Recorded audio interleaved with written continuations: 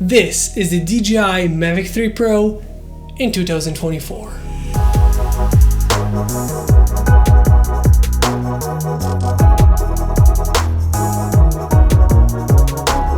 So it's been over 1 year since the release of the DJI Mavic 3 Pro, and it's still one of the best drones you can get on the market.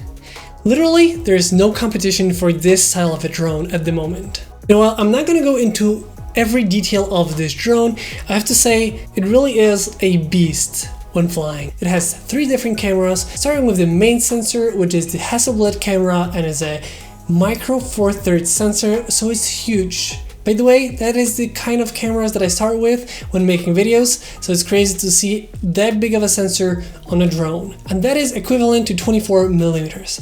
This is the kind of shots that you see on most of the drones and most of the drone shots that you see on social media. We have 2 different lenses on the top. One is a 70 millimeter and another 166 millimeter equivalent.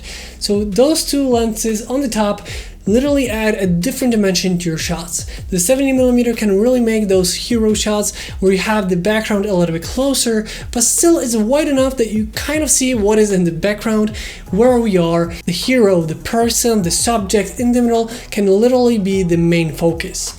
And then we have the 166 frames per second, which is a little bit more occasional, but when the occasion rises, this lens makes everything look like from a movie or if it was filmed from a helicopter. Unfortunately, still you cannot record on all of those cameras the DJI D-Log, but they did improve one thing. Now even the 166mm equivalent can record in D-Log M, making it better than at launch because it could only record with the normal picture profile. Now we can record in D-Log M, same as the 70mm, and the main camera can also record in it, meaning that you could actually make it so it's much easier to color grade all 3 of those.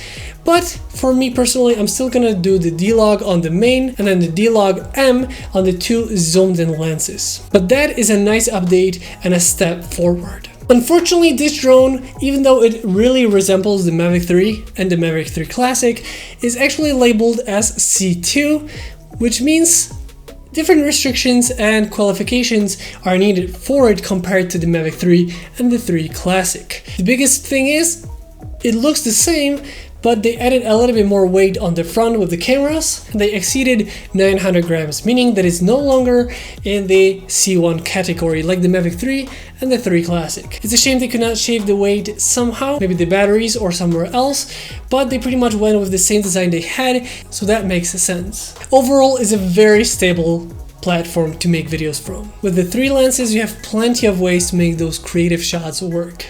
It is on the bigger and heavier side compared to like something like a Mini or an Air, but you know, you can feel it when flying. It's really strong, really stable, and even bigger winds, it's not gonna be moving too much. Where the Mini would be struggling and fighting for its life. In my opinion, this is like the high end for cinematic videos on YouTube. I know there are drones like Inspire or bigger, but this one is still able to be folded and put into your backpack and flown with a single person and still have those professional looking shots from a single drone. So this is pretty much, in my opinion, the highest high-end drone for YouTubers and online filmmakers. And in 2024, over a year after its release, there is still no competition for it. There is nothing particularly as good as this drone. If you had it for some time now, please let me know how your experience with this drone has been in the comment section down below. Overall, me personally, I'm loving flying with it, and while it is bigger, heavier, way heavier than flying with a Mini, and you know, there's a little bit more restrictions to this drone, it still is such a joy to fly with, and the shots, they look so good. And having it with the DJI RC, meaning you can really quickly set it up and start flying, and with the fly mode combo and 3 batteries in total, you can actually have 2 hours of flight time, which is so much. Literally, I've been flying with just 1, and after being in a single location for some time, flying around, I would find myself landing with like 60% because I did everything I wanted to do. Also, one more thing in the fly mode combo, which is really nice, are the ND filters for this drone, and I really like it because you're buying a professional big high-end drone which is pretty heavy and pricey, and you get nice professional ND filters for it right away, so you don't have to think about getting off-brand or DJI licensed ND filters. You get them right away to work nicely with your drone. Overall, the main sensor really has huge dynamic range, which is really nice for both photos and videos, while the 2 extra lenses really create those special kind of photos and videos.